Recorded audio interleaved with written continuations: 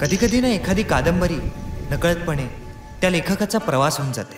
आपल्या आयुष्यात असे काही लोक असतात किंवा असे काही क्षण असतात की जे तुम्हाला इन्स्पायर करतात काहीतरी वेगळं करायला. असं म्हणतात, what ever happens in Goa stage in Goa. हे शंख शिंपले त्या असंख्य लाटातून त्या एका लाटेची वाट पाहत आहेत जी त्यांना खोल समुद्रात घेऊन जाईल.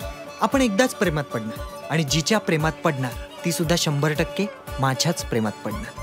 इडियट. मी सारखं काहीतरी शोधतोय, पण मी काय शोधतोय तेच मला कळत नाही. डॅड, तुझा हात देशील?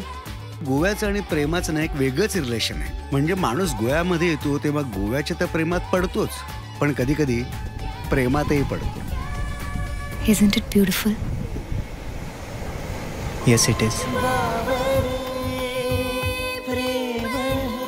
आपलं प्रेम मिळवण्यासाठी सगळ्या गोष्टींचा त्याग करून फक्त त्या प्रेमाचा ध्यास घेणाऱ्या व्यक्तीच्या आयुष्यात इतकं वाईट घडू नये ना. हे असं तू कधीच फील नाही केलंस? She'll be in your arms. तुला खरंच असं वाटतंय? मला अजूनही असं वाटतंय की माझा हा आतला आवाज खोटं नाही बोलणार. He wants his love story to end happily. आज मला स्वतःची एक ओळख आहे, स्वतःचं एक अस्तित्व आहे. सगळं आहे माझ्याकडे, कुठल्याही गोष्टीची कमतरता नाही, फक्त एकच, तू.